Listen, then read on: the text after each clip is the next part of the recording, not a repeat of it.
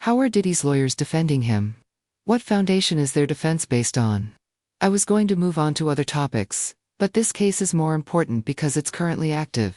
Here's footage of Diddy entering the courtroom. The defense team is going to focus heavily on this issue. To understand why and how they're approaching it, let's look at how they're defending Diddy. A few months ago, Diddy's previous lawyer dropped him. He then found a new lawyer, and they've built a rather logical defense. Unfortunately, I say this with regret, because it might actually work. It's pretty clever. Here's how they're defending Diddy. Yes, he's a bit unbalanced. Yes, he may have some deviant tendencies. But ultimately, what he did wasn't illegal. Everyone who joined him, came to those freak-off parties, used substances, and engaged in these acts, all did so with consent. It may not align with your family values. But this is about Diddy's personality, and it's not considered a federal crime, they argue.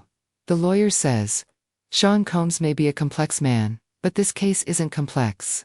This case is built on 4 main elements: love, jealousy, infidelity, and money. It's based on those dynamics. There's no organized crime here. He adds, these parties were voluntary choices made by adults. No one was forced, and Diddy didn't force anyone. They showed text messages from employees as evidence. These messages indicate that many of them had positive relationships with Diddy, that he supported and helped them financially. They claim, this has nothing to do with organized crime. Yes, there was violence, they admit it, that was wrong, they say. But love, jealousy, infidelity, these are elements of turbulent relationships. They describe Diddy as moody, and someone with anger issues.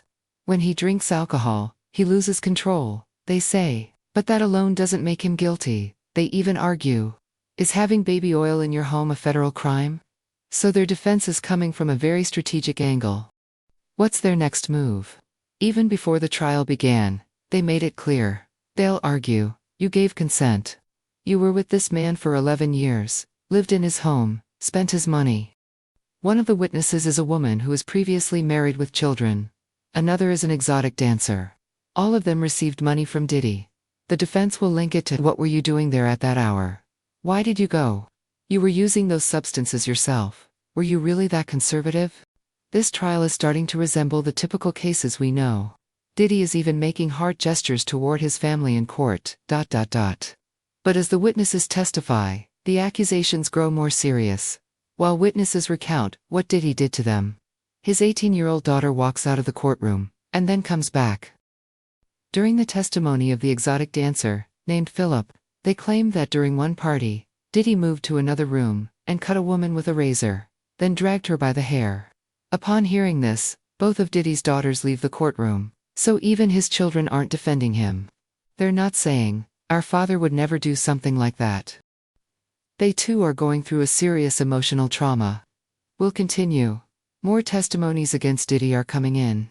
Don't forget to stay tuned. More videos are on the way. Bye.